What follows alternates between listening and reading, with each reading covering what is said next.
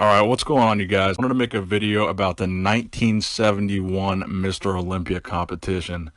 Now, the 1971 Olympia was a very important contest in the history of bodybuilding for a number of reasons. Number one, this was the first year that Arnold ever defended his title. And number two, interestingly enough, Arnold was the only competitor at the 1971 Mr. Olympia competition, but I'll get to that in a minute. Number three, this was the first Olympia held outside of the United States. It was actually held in Paris, France, and it's typically held in New York up until that point. Number four, 1971 was the first year that the IFBB implemented their non-sanctioned policy. So essentially what the non-sanctioned policy was when an IFBB bodybuilder would compete in a rival organization like the AAU or like NABA, they would be disqualified from upcoming IFBB shows or even banned from competing in the IFBB altogether. And that is what we saw happen to Lee Priest in 2006 when he competed in a non-sanctioned event and the IFBB ended up banning him for life. And that is why you see so many videos of Lee Priest talking negatively about the IFBB, because arguably it's kind of a stupid rule nowadays, but it made sense back in the day, and I'll get to that later. So also, to put things in perspective, in 1971, the total prize money purse for that Olympia was only $1,000. So to put that in perspective, in 2016, Phil Heath got $400,000 for winning the Olympia, and I believe the total prize money purse for men's open bodybuilding in 2016 was close to $700,000. So from 1971 to 2016, we've went from $1,000 in prize money to almost $700,000 in prize money. And the reason for that, a lot of people say, was this 1971 Olympia that really set a lot of things into motion in terms of making the Olympia the premier bodybuilding competition that it is today. So back in 1971, the Olympia was actually not the premier competition.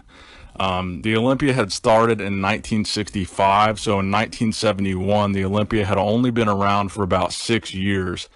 So in the 70s and 60s, and even the 50s, the NABA Mr. Universe competition was really the crown jewel of bodybuilding, and that's the show that everybody wanted to win. And the reason being is because the NABA Mr. Universe was way more established than the Olympia. The Mr. Universe competition had been around since 1950. So in 1971, the NABA Mr. Universe already had 21 years of history, whereas the Mr. Olympia only had 6. So for that reason, it was providing, quite a bit of competition to the Weider brothers and their Olympia competition that they wanted to be kind of the crown jewel of bodybuilding. So that's why in 1971, the Weider brothers decided to implement that policy, because at that time, all the best bodybuilders in the world competing in the Olympia were also going over right after the Olympia or right before the Olympia to compete in the Mr. Universe competition. And the Weider brothers didn't like that. They wanted the Mr. Olympia to be the Mr. Olympia. They didn't want the Mr. Olympia to also be the NABA Mr. Universe. They wanted the Mr. Olympia to be the IFBB Mr. Olympia and only the IFBB Mr. Olympia. They didn't want them having all these other titles from other federations. They wanted their title to be the title, and they wanted their guys to be their guys. So that's why they implemented this policy. And it worked.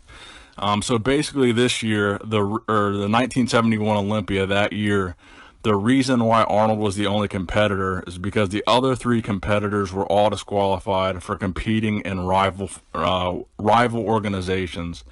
So Arnold's main competition was Sergio Oliva, and Sergio Oliva was disqualified for actually competing in that NABA Mr. Universe a week prior to that Olympia competition. So that is the reason Sergio was not there, and a lot of people were disappointed that they couldn't see him go head-to-head with Arnold, because he was Arnold's main competition that year and in other years as well. So other competitors that got disqualified were Roy Callender and also Franco Colombo, Arnold's buddy. So those 2 guys got disqualified as well, but Franco and Sergio were also allowed to guest pose at this show because the Weider brothers knew The fans were going to be disappointed if they didn't see a good, pose down, or they didn't get to see Sergio pose, they didn't get to see Franco pose. So they actually allowed them to guest pose, but they did not allow them to compete. So that is why in a lot of the photos you'll see Sergio posing on the 1971 Olympia stage, but he's kind of, not in Olympia shape. He kind of looks like he's in off-season condition, and that's the reason why. So also it's important to note that in the background of a lot of these photos, you're going to see 1971 Mr. Universe written on the banner. And the reason for that is because the IFBB also had their own Mr. Universe competition, which they held in the same venue, the same week of that 1971 Olympia. So back in the 70s and the 60s, and I think even into the 80s, there was actually 3 different Mr. Universe competitions. I believe it was NABA, IFBB, and AAU all had their own Mr. Universe. And I think there was like a Mr. Universe Pro and then an amateur, and there's all kinds of different Mr. Universe titles. So when you hear people talking about Mr. Universe, it could be any one of those 3. But back in the day, the NABA Mr. Universe was the really big title to win. So after that year, the Olympia gained a lot of traction, and pretty much everybody stopped competing. Well, not everybody, but most of the main bodybuilders stopped competing in those rival organizations, and they started competing only in the Olympia. And that non-sanctioned policy really made the Olympia kind of a coveted title because people were being disqualified and prevented from competing. So everybody kind of recognized the Olympia as now becoming, this is the title that we all want. This is the title that we need. And from that point on, the Olympia really gained a lot of steam and momentum in terms of being one of the best titles that you could possibly win. So a lot of people think that Arnold was simply handed the trophy because he was the only one that showed up. And technically that's the case. But I think that Arnold actually came correct, and he actually came in one of the best shapes of his entire career. In my opinion, Arnold's best years were 1971, 1973, and 1974. So in 1971, which is the Olympia that we're talking about now, Arnold claims to have weighed 246 pounds.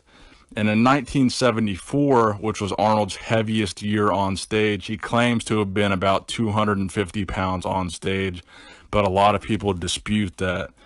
So in the 1971 Olympia, Arnold was pretty big, and he was really conditioned, as you can see from these photos. In my opinion, it's one of Arnold's best 3 appearances. So let me know what you guys think in the comment section below. Do you think Arnold looked good? What do you think about the non-sanctioned policy? Do you think it's bullshit, or do you think it's still relevant? Because back in the day, the policy was relevant and it made sense because the Weider brothers wanted to eliminate their competition. But now in 2016, 2017, there's really no competition to the IFBB. There's really no other shows that really rival the Olympia in terms of prestige or in terms of, being the most coveted title. There's really no other organizations that rival the IFBB. I know there's a couple organizations out there that people like to compete in, but there's really no title that holds the amount of weight that the Olympia holds. So I think the kind of the non-sanctioned policy still existing in the IFBB today might not no longer be relevant. So let me know what you guys think in the comment section below.